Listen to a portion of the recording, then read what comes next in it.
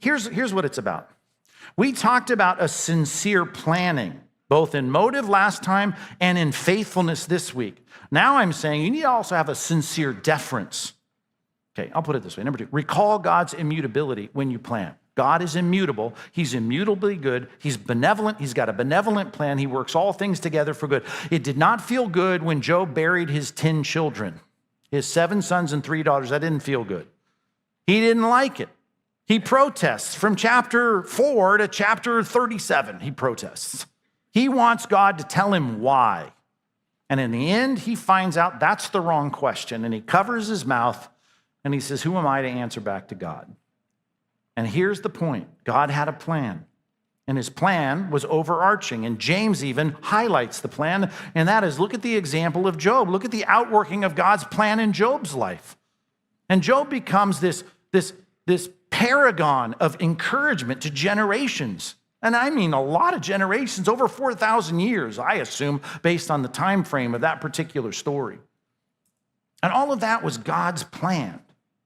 So you got a lot of junk on the table. You think, I wish this went together. And you're sitting there looking at your life going, I don't have the instructions. Welcome to the club. We don't know how this is all going to fit together. And even if you think in your mind, well, creatively, I know when I see God, I'm going to figure it all out. I don't even know that.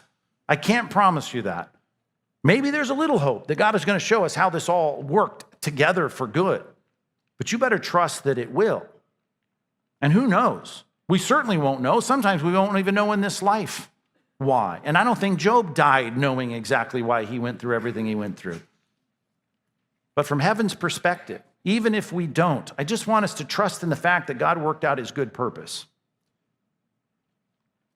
Remember God's immutability. He's immutably good. Truth is immutably true.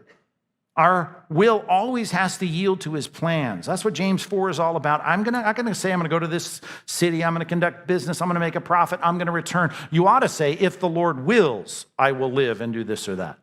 If you don't have that in your mind, it says all such boasting is evil. Boasting? I don't feel like I'm boasting when I make plans. Paul's not boasting either. But what he is saying is, I know in my mind, if not in my mouth, if the Lord wills. And he did use that phrase, by the way, with the Corinthians. If the Lord wills, I will come to you. We have to have that in our thinking.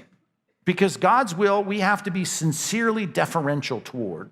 And saying amen to God's plan as it's working itself out, right, is exactly where we should be.